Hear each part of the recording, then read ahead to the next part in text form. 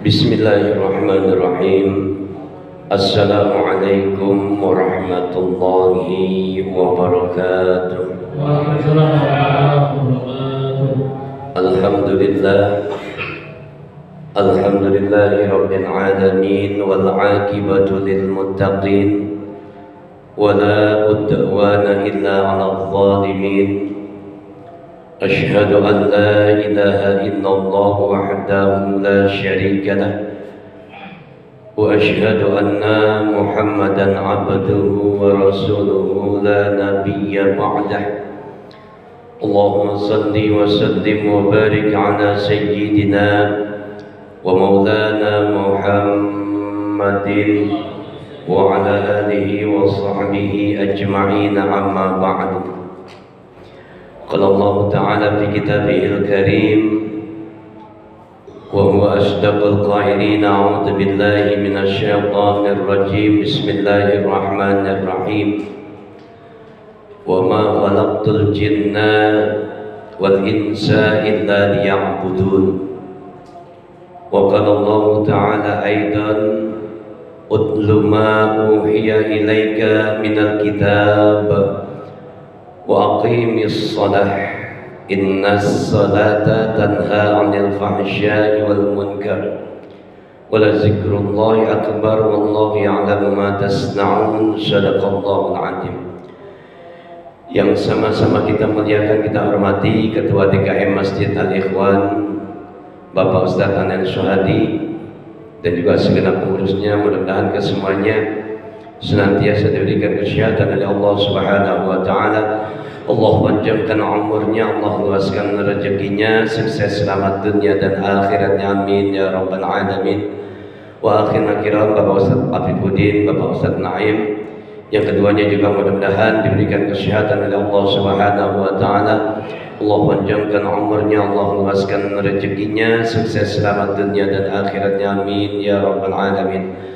Hadirin wal hadirat, ibu-ibu, bapak-bapak, jamaah Masjid Al-Ikhwan yang kesemuanya mudah-mudahan dirahmati dan dimuliakan oleh Allah Subhanahu wa Ta'ala, amin ya rabbal alamin.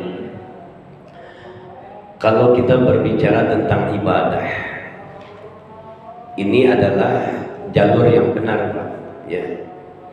Bahwasanya tujuan hidup kita di alam dunia sebagaimana yang Allah pengen, bukan kita yang pengen, ya. Allah ayat Allah jelas, wa ma khalaqtul jinna wal insa illa liya'budun. Tidak aku ciptakan jin dan manusia terkecuali hanya untuk ibadah kepadaku, kata Allah. Jadi rangkaian kehidupan ini harus nilainya ibadah. Bapak bekerja ibadah, niatnya. Ibu bapak berumah tangga, niatnya ibadah. Ketika kita diperintahkan ibadah oleh Allah Subhanahu wa Ta'ala, seperti apa yang dikatakan dalam surat Al-Ankabut ayat ke-45, utlu ma uhiya ilaika minal kitab, dan bacalah Muhammad. Maknanya ayat ini tertuju kepada Nabi kita, Nabi Muhammad sallallahu alaihi wasallam, tapi sampai kepada kita juga umatnya, ya. Utlu ma uhiya ilaika minal kitab, bacalah kitab Allah Subhanahu wa Ta'ala, yaitu Al-Quran. Ini salah satu ibadah. Yang kedua, wa aqimis shalah, dan dirikanlah sholat. Lihat hikmah di balik sholat itu, Allah sudah jelaskan, innas sholata tanha 'anil fahsya'i wal munkar. Sesungguhnya sholat itu dapat mencegah dirimu dari pekerjaan perbuatan keji dan munkar. Wa aqimis shalah innas salata tanha 'anil fahsya'i wal munkar wala zikrullahi akbar. Mengingat Allah itu jauh lebih besar, ya. Wallahu ya'lamu ma tasna'un. Jadi Allah yang Maha tahu tuh. Wala zikrullahi akbar, mengingat Allah jauh lebih besar. Wallahu ya'lamu ma tasna'un, mengingat Allah, ya, adalah sesuatu yang sangat besar, sangat utama sekali. Dan Allah Subhanahu wa Ta'ala ya'lam, tahu apa yang kalian kerjakan. Jadi manakala ketika kita diciptakan oleh Allah Subhanahu wa taala, tugas utama kita adalah ibadah.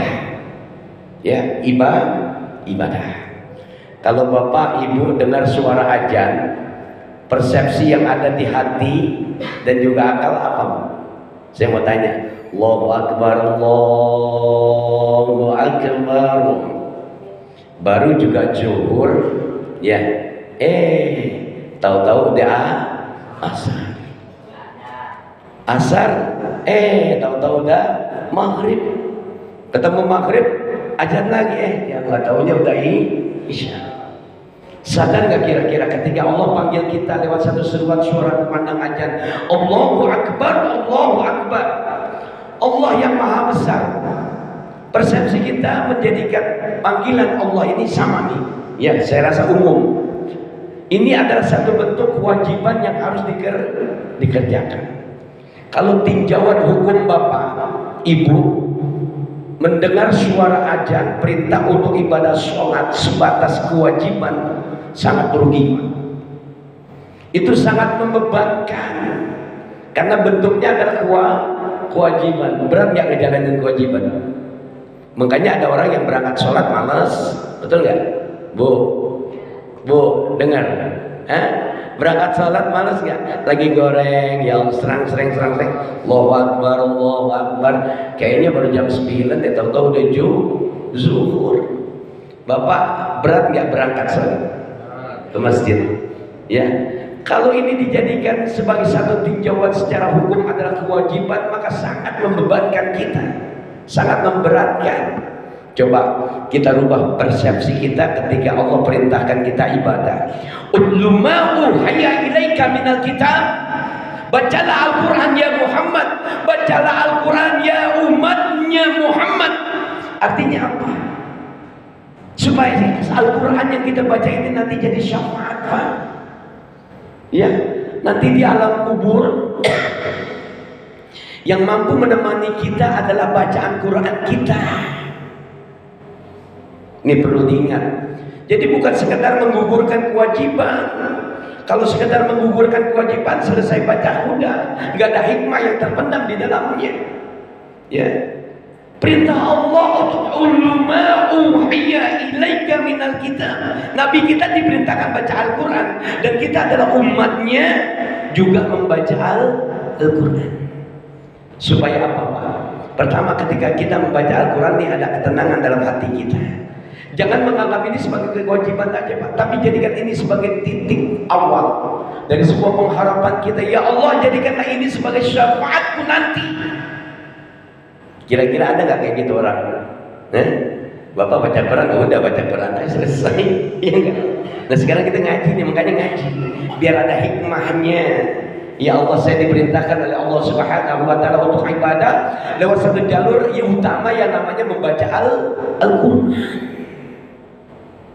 Nggak gampang, Pak, meluruskan niat kita. Ya, niat itu harus kita yakini bahwa ini kewajiban ibadah yang Allah perintahkan akan sampai kepada Allah. Allah minta supaya kita membaca Al-Quran, dan permintaan Allah itu akan jatuh kepada kita, nanti kembali kepada kita. Bentuknya adalah syafaatul Quran. Jangan Bapak bilang nanti di alam kubur, bahkan kematian, ya ketika menjelang kematian, itu syafaatul Al-Quran nggak bekerja, Pak. Dia datang sebagai makhluk Allah yang begitu tampan. Sampai ini ahli zanazah atau mayat ini, Pak, ini siapa? Inilah aku, temanmu yang biasa engkau baca. Dia datang sebagai bentuk syafaatul Quran. Ditemenin sampai bahkan ketika kita ruh itu lepas dari jasad kita dan dimasukkan kita ke dalam alam kubur kita, itu masuk dia ke dalam kita, ke badan kita, ke jasad kita, sampai datang pertanyaan dari kedua malaikat Allah Munkar Nakir. Ini sahabat kita sampai nggak kepikiran seperti itu.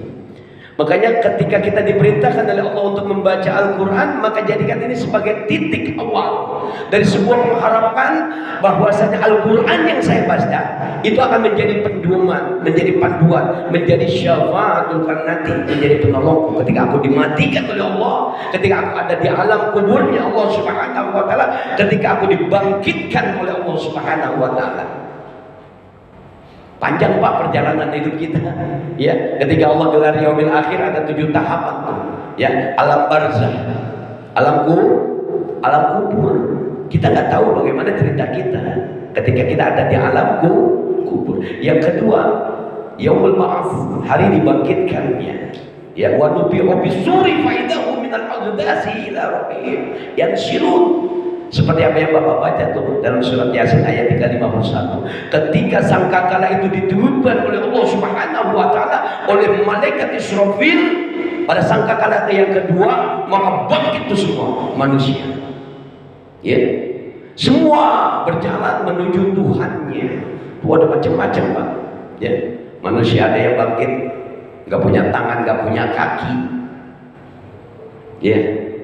Macam-macam, ada yang mukanya hitam gosong, ya, ada yang perutnya buncit, ada yang keluar nanah, darah dan macam-macam. Nanti kita sampaikan insyaallah, ya, dalam pertemuan kita lain kali. Syafaatul Quran yang kita harapkan ketika kita diperintahkan ibadah oleh Allah Subhanahu wa taala untuk membaca Al-Quran.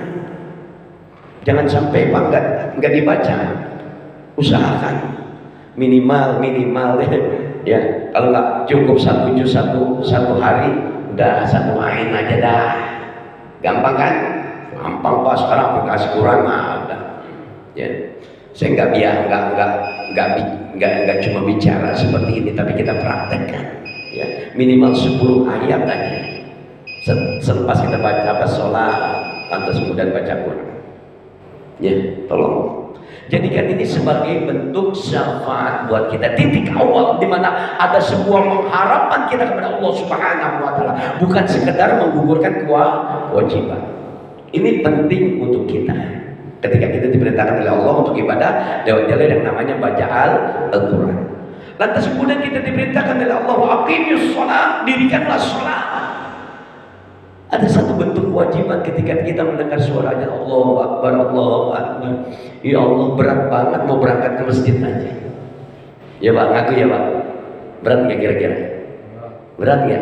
Padahal, maaf ya, kalau subuh 2 rakaat kayak berat.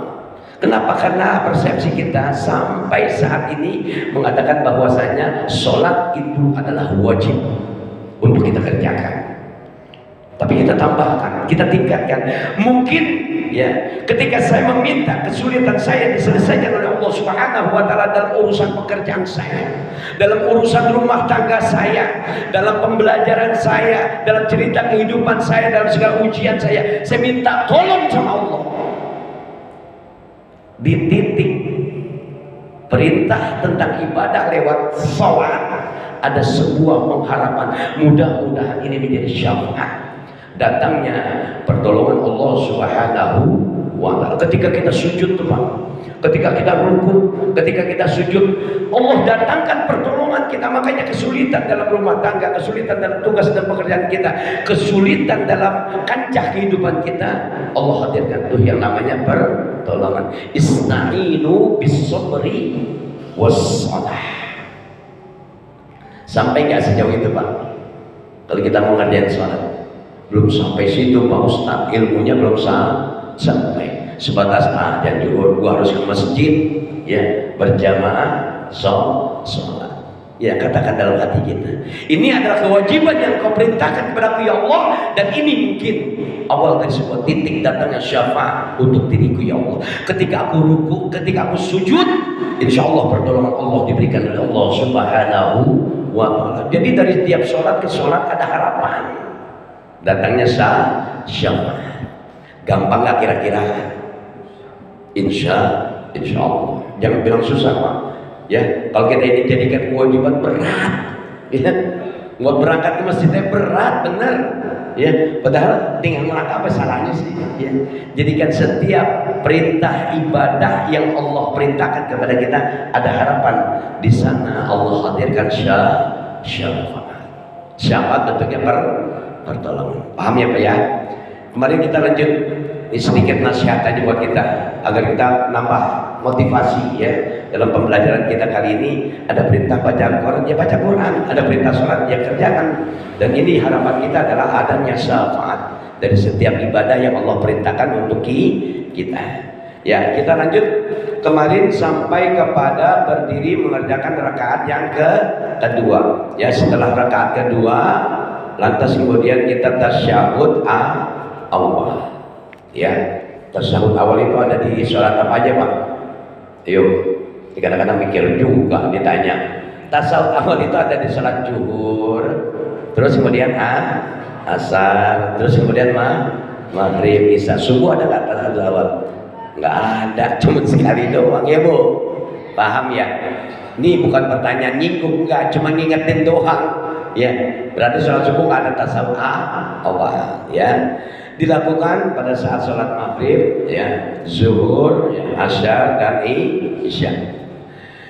Jadi dalam tasyahud awal itu ya kita kerjakan dengan satu catatan pembelajaran kita kali ini sesuai dengan apa yang diperintahkan oleh Rasulullah SAW. Sallu kama ra'aitumuni usolli. Ya, yang pertama menghafalkan seluruh jemari dengan isyarat ya. Adanya telunjuk yang kita keluarkan. Jadi pada saat telunjuk kita keluarkan ya. Asyhadu an la ilaha illallah.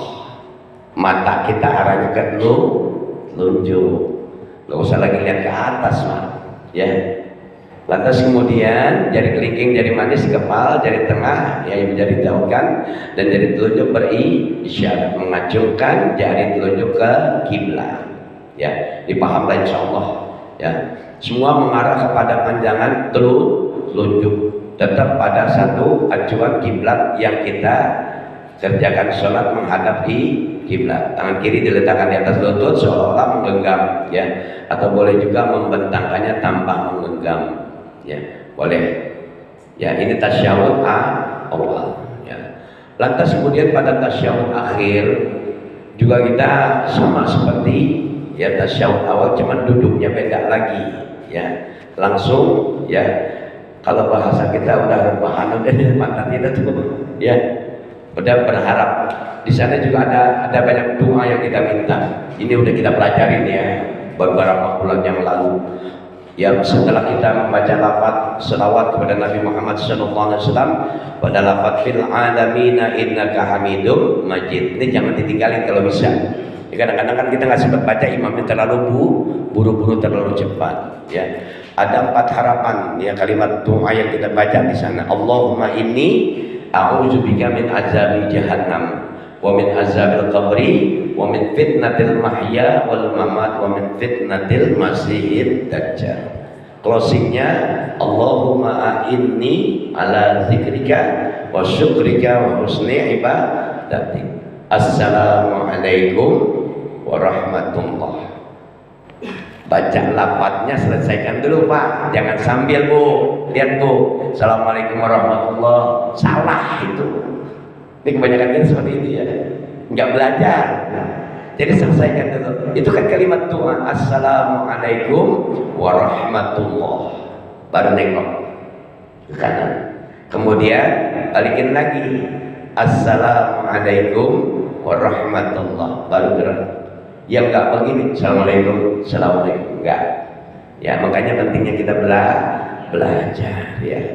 Lantas kemudian terakhir ya, dalam duduk tasyahud akhir itu saya kembalikan satu niatan utama kita, bahwasanya kita sholat kalau bisa berharap ini adalah sholat umpamanya sholat terakhir kita, ya harus khusyuk sebenarnya semuanya dari sholat ke sholat, karena di dalam perintah tentang sholat itu Allah ampuni dosa kita ya dari waktu ke waktu.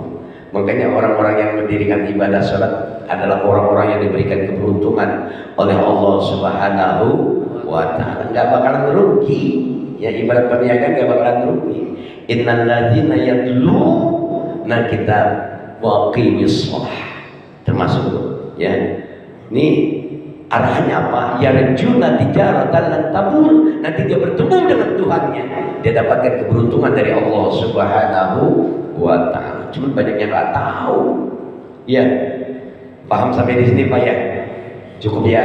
Ya mudah-mudahan besok ya kita insya Allah masuk pada satu ya pelaksanaan ibadah sholat jamaah dan sholat kosong ya mudah-mudahan, tapi jangan dianggap janji Pak ya. Insya Allah kita ketemu, kita pelajari semuanya. Ada yang mau ditanyakan ya sedikit belajar kita, mau usah banyak-banyak ya insya Allah. Ingat persepsi kita tentang ibadah adalah syafaat dihadirkan oleh Allah Subhanahu wa taala, bukan sekedar menggugurkan kewajiban. Rugi Pak ya karena menjadi beban. Baik ya, cukup ya insyaallah.